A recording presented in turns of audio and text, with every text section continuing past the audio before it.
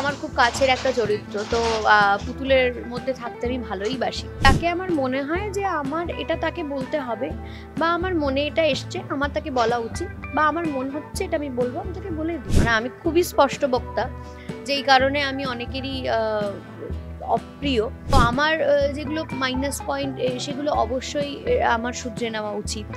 আবার কিছু কিছু মাইনাস পয়েন্ট জীবনে থেকে যাওয়াও ভালো। ননদ ভাইয়ের বউ জুটি এটা কিন্তু ভেরি রেয়ার কম্বিনেশন, এবং এটাতে কিন্তু পুতুল শিমুল হিট।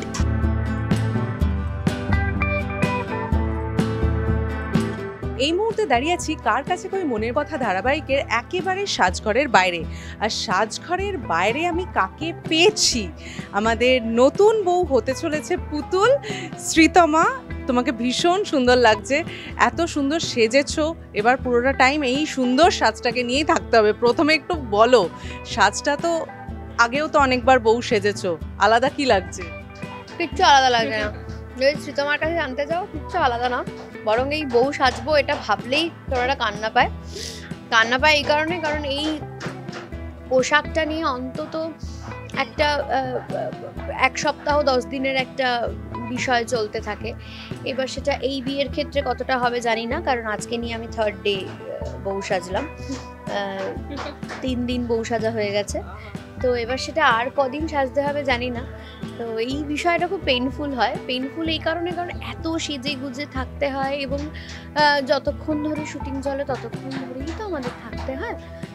তো সেই দিক থেকে আর কি একটা চাপ চলে, কারণ এতক্ষণ ধরে এতটা সাজগোজ। আর সব থেকে আমার এই প্রজেক্টের ক্ষেত্রে আরও কেন কষ্ট হয়েছে বিষয়টা, সেটা হচ্ছে গোটা সিরিয়াল ধরে, মানে আমি 8 মাস ধরে প্রজেক্টটা করছি, 8 মাসে এই চরিত্রটা একদমই সাজে না। নো মেকআপেও একটা মেকআপ হয়, এটাতে কোনো মেকআপ হয় না, মানে আমার উইদাউট মেকআপ আমি শর্ট দিই, তাতেও এত সুন্দর লাগে।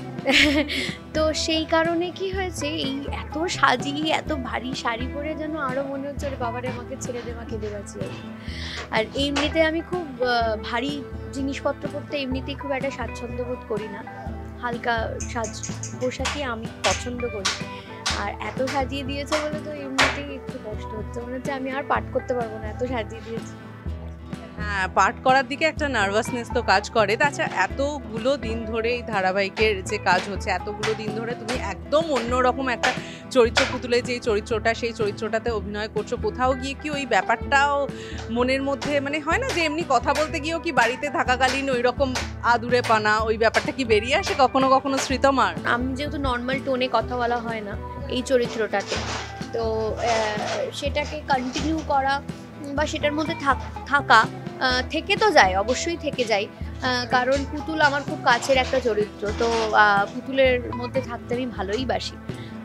এবং যেটুকু সময় আর বাদবাকি যেটুকু সময় পাই সেটুকু সময় আর আলাদা করে থাকা হয় না, কারণ আমার বাদবাকি অন্যান্য কাজের এত প্রেশার থাকে যে আলাদা করে আর রিল্যাক্স করার সময়টা হয়। পুতুল চরিত্রটার জন্য কি কোনো অ্যাডভান্টেজ এসেছে তোমার মধ্যে শ্রীতমার কাছে? মানে হয় না যে যেরকম পুতুল খুব সুন্দরভাবে একটা সত্যি কথা বলে দেয় দুম করে, মানে হয়তো একটু কারণ মানুষের মনে একটুখানি লাগবে, কিন্তু পুতুল খুব স্ট্রেট ফরওয়ার্ড ভাবে কথাটা বলে দেয়। এই ব্যাপারটা শ্রীতমার মধ্যে, মানে কখনো কি ওরকম ভেবেছো যে এই মানুষটাকে তো আমি সরাসরি বলতে পারবো না, এভাবে একটু অন্যরকম ভাবে বলি তাকে? মনে আসেনি, বলে দিয়েছি অলরেডি।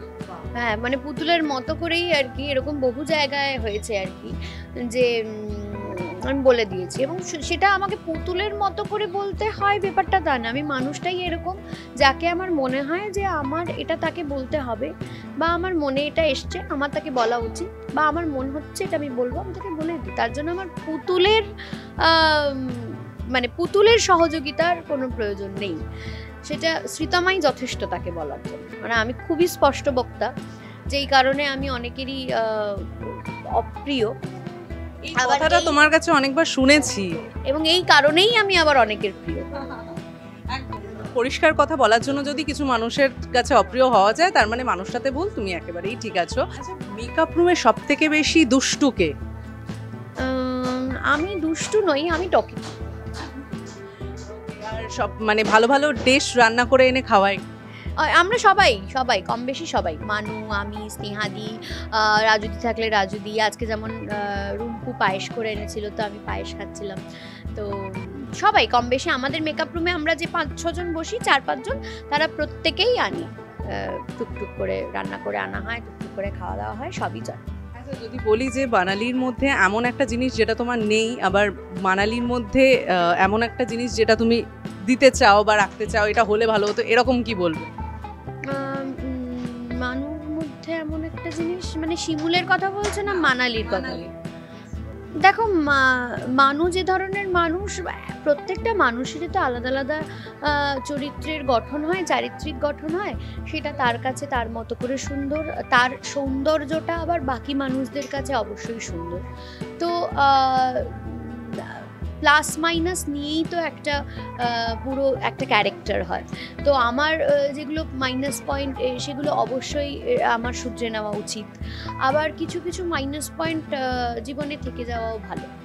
আর কারণ আমি যদি সম্পূর্ণটা প্লাসে বিলং করি, তাহলে তো আমি মানুষ থাকবো না আর কি। আচ্ছা, দর্শকদের উদ্দেশ্যে কি বলবে? দর্শকদের উদ্দেশ্যে একটাই কথা বলতে চাই, 8 মাস ধরে প্রচুর ভালোবাসা দিয়েছেন, প্রচুর সাপোর্ট করেছেন, কার কাছে খুব মনের কথা, ফুল টিমকে, এবং স্পেশালি পুতুলকে, শিমুলকে এত ভালোবাসা দিয়েছেন আপনারা প্রত্যেকটা মুহূর্তে। আমার তো কোথাও গিয়ে মনে হয় যে হিরো হিরোইনরা জুটি হয়, দুই বোনের গল্প আমরা দেখেছি, আমি নিজেও দুই বোনের গল্পে টেলিভিশনে ভীষণই হিট একটা প্রজেক্ট করেছি আমরা। ননদ ভাইয়ের বউ জুটি, এটা কিন্তু ভেরি রেয়ার কম্বিনেশন, এবং এটাতে কিন্তু পুতুল শিমুল হিট, এবং এটা আমি হিট, এটা খুব জোর গলায় বলতে পারি। জোর গলায় এই কারণে বলতে পারি কারণ আমরা আমাদের জুটিটাকে খুব বিশ্বাস করি। তো আগে তো আমরা বিশ্বাস করব, তো আমরা আগে সেটার মধ্যে বাঁচবো, এই বেঁচে থাকাটা খুব ইম্পর্টেন্ট। তো আমরা ভীষণভাবে এনজয় করে বিষয়টা বাঁচি, তারপরে তো এটা আমরা ফিল করতে পারি এখন যে হ্যাঁ, দর্শকরাও আমাদেরকে ভালোবাসে। তো আমাদের এই জুটিটাকে ভালোবেসেছেন, আমাদেরকে ভালোবাসা দিয়েছেন, এইভাবেই ভালোবাসা দিয়েছেন, এইভাবে আশীর্বাদ করুন যাতে পুতুল, শিমুল এবং আমাদের বাদবাকি আরও যত ইম্পর্টেন্ট ক্যারেক্টার রয়েছে তাদের সবাইকে নিয়ে কার কাছে কোন মনের কথা আপনাদের মধ্যে অনেক দিন ধরে থাকতে পারে।